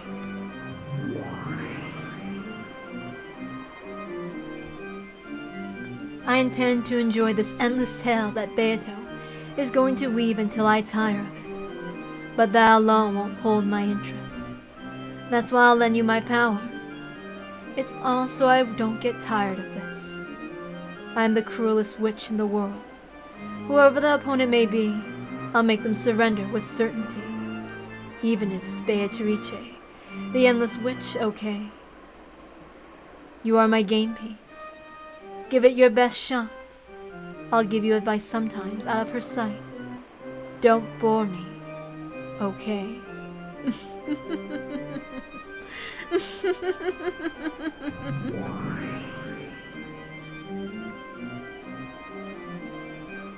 Oh yes. I think Lambda Delta is... I like Lambda Delta more than I like Burn Castle, that's for sure. She's fun. Like, I didn't think I'd actually like her at first. Hustle. Because, like, I had this thing where I didn't like Sadako at first because of the anime. It's kind of like a matching game, right? Where you match slimes. I played that the other day, or a few weeks ago. Oh yeah. I was actually playing it on my Nintendo Switch. I think it's I made a TikTok out of one of those things. Oh yeah, I was playing like the different difficulties and all that stuff. I think like the only times that I won was like by luck, and I kept losing a whole bunch of times to the computer players. Oh yeah, that would be pretty interesting, I think. I think that would actually be pretty fun. I'm not really good at like matching game stuff, but I remember growing up watching my like siblings do that. Like they would play Tetris and stuff like that a lot. Oh yeah, like they made a pachinko Umineko. They should try doing one with the Puyo Puyo. I think that would be pretty. Oh man, yeah.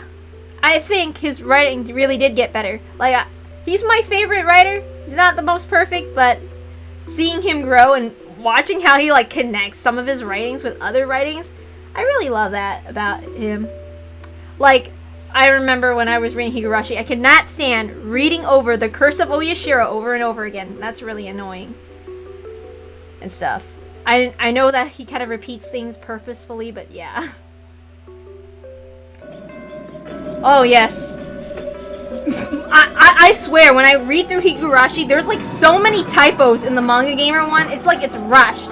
You'd think they'd update it at least to fix all these typos. Like, there's so many errors, especially in Saikoroshi, where they call Okinomiya literally like Okonomi, yeah, like instead of Okino, instead of, they call it Okono.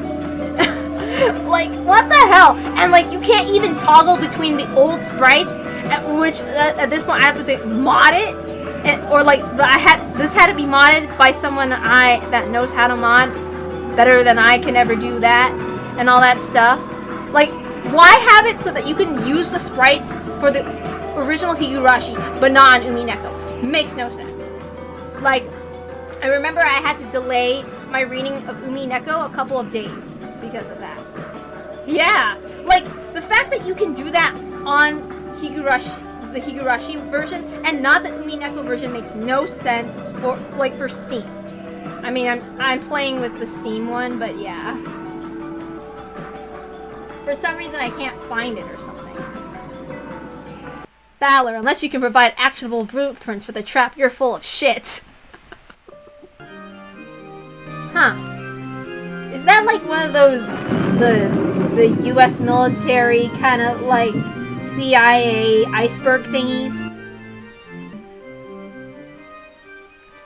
However, you have the power to cause success without fail, as long as the odds are not zero. Though you say without fail doesn't exist in this world, you possess an infallible power yourself. How very terrifying. Oops, this is Beatrice's line. My bad. Oh yes. She is definitely a villain I like. I don't usually like villain characters that much.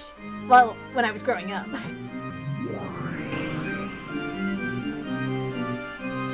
Oh yes. Hey guys, how's it going? Oh yes. And the popcorn. I saw a tweet the other day saying Lana Delta doesn't eat candy because that would be... Wait, I can't say that. Oops. Well, I don't know if it's really spoilers, but I still won't say it yet.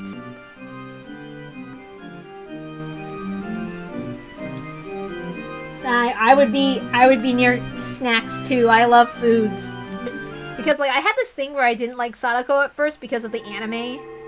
And I was like, oh my god.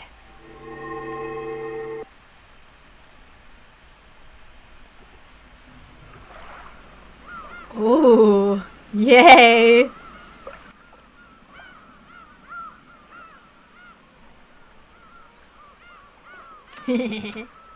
So, episode 1 tips. Let's see. So we saw that.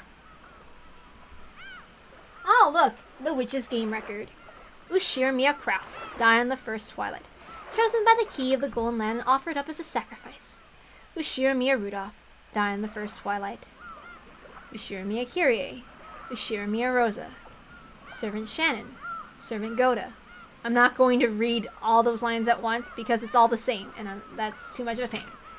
Ushirimiya Ava died in the second twilight, pierced through the forehead by the stake of Asmodeus. Ushirimiya Hideyoshi died on the second twilight, pierced through the forehead by the stake of Beelzebub. Ushirimiya Kinzo died in the fourth twilight, gouged by the forehead by the stake of Mammon. Servant Cannon died in the fifth twilight, chest gouged by the stake of Satan. Servant Genji died in the sixth twilight, stomach gouged by the stake of Lucifer, attending physician Nanjo. died in the 7th twilight, knee gouged by the stake of Belphegor. Servant Kumasawa died in the 8th twilight, leg gouged by the stake of Leviathan. The witch Beatrice, revived in the 9th twilight, finally opens the door to the Golden Land. Ushuramiya Natsuhi died in the 9th twilight. The witch praised her nobility and granted her the honor of a duel. Ushuramiya George, missing on the 10th twilight. After he acknowledged the existence of a witch and prostrated himself, the witch invited him to the Golden Land. Ushuramiya Jessica. Ushuramiya Maria. Ushuramiya Battler, missing on the 10th twilight. Will the witch invite this man who denied her existence to the Golden Land? The Winchester M1894 sawed-off. A sawed-off custom version of a rifle manufactured during the Golden Age of Winchesters. This special model more than makes up for its shorter lethal range by its portability and old-time cool factor. It can even be fired as quickly as a pistol if one works the lever action skillfully enough. Furthermore, any true lover of old Western drummers can't help but be attracted to the one-handed reload made possible by its characteristic lever handle. To match with Kinzo's personal preferences, it was made to handle .45 long Colt bullets. It holds 4+1 rounds. Oh yes. Like, I mean, I remember I didn't like Sadako, but I learned to like her later on because, like, I read it in the manga, so I liked her a lot more. But I think the best way to like her is definitely through the visual novel for me, because that's when I really started liking her, when I started reading through all the tips and all that stuff. Dude, like I just, like, it's kind of funny seeing how, Lambda Delta, Takano, and Sadako are all born in June. All the ones that cause trouble are born in June. I don't know, I just love them because found family, I'm a sucker for that trope. The 7 Stakes of Purgatory. Stakes contain the 7 magics that represent the 7 deadly sins. In accordance to their users' orders, they bury themselves into the desired location of the desired target with perfect accuracy, because they flit about at ultra-high speeds and change their trajectories at will by bouncing off the walls and like. They have no blind spots and will hit their targets without fail, no matter what form of cover they might be hiding behind. Furthermore, it's possible to change the force they hit with depending on the part of the body at which they strike. They are extremely powerful weapons, but they cannot target pure people who have not committed one of the 7 sins, or people who have a strong resistance to magical power. Oh yes, Oishi and Kasai. I like Kasai. Yeah, he's pretty cool. I mean, I like all of the When They Cry characters, honestly.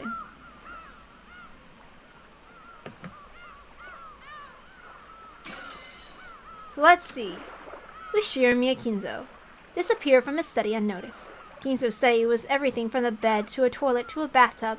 It's extremely rare for him to go outside. However, he does occasionally go out for a walk on a whim without telling anybody. His disappearance invariably leads to a huge uproar.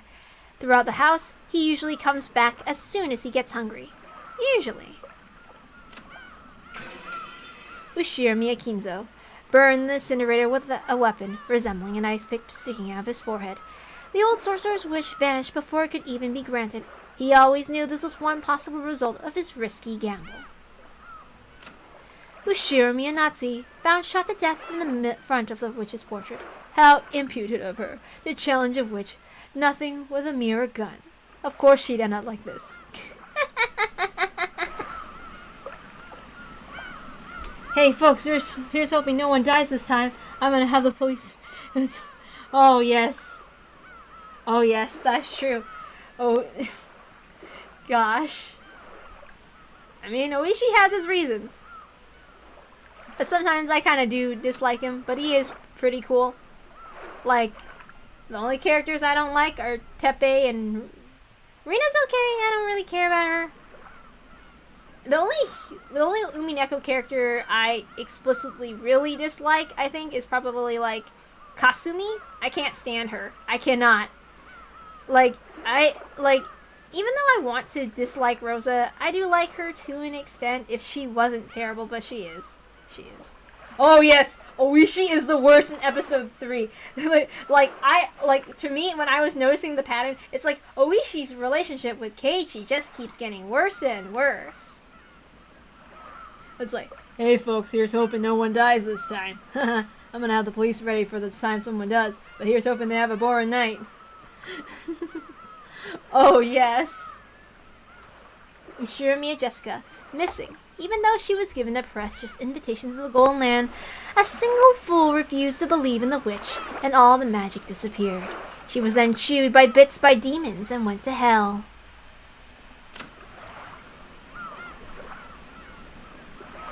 Ushirimiya George, missing. Even though everyone was getting along so well after being reunited in the Golden Land, all the magic came to nothing because of a certain hard-headed fool. Afterwards, the demons chewed him to the bone and he went to hell. Family Dr. Nanjo found the parlor. His thigh had a weapon resembling an ice pick sticking out of it. His face had been smashed. At the seventh twilight gouged the knee and kill. This fool, Ushirimiya Balor, made the world where everyone could be happy all come to nothing. Though Beatrice is extremely angry, she also seems to be enjoying herself immensely. It's almost as though she waited 1,000 years to get her hands on a toy as fun as this one. Hopefully, even this fool will be able to see you before too long. Yeah, like, I don't know. I can't stand anybody who dunks on Maria, so I can't forgive her. I am the Maria Protection Squad. Ushirimiya Maria, missing. Servant Genji found in the parlor. He had a weapon resembling an ice pick sticking out of his stomach, and his face had been smashed. At the sixth twilight gouged the stomach and killed. Servant Kumasawa found in the parlor. Her calf had a weapon resembling an ice pick sticking out of it, and her face had been smashed.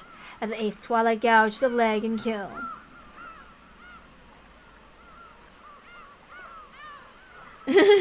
Oh yeah, we can't talk about Rosa, that's right. We can't talk about those things. Oops.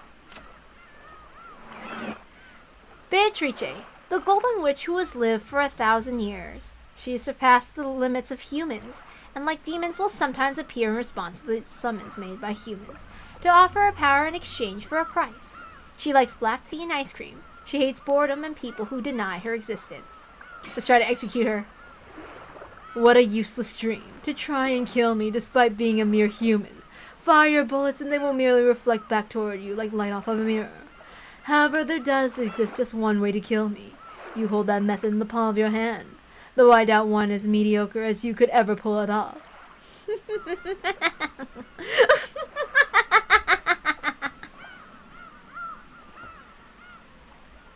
Alright. And now, tomorrow, we'll finally read episode 2. And we're starting out with my favorite scene. I just love that next scene that has George and Shannon in it. I can't wait. Sayo has my most favorite lines ever. Alright, gotta go. Good night. I can't wait. Episode 2. Episode 2. I gotta find a... Oh, yeah. Bye. Good night. See you tomorrow.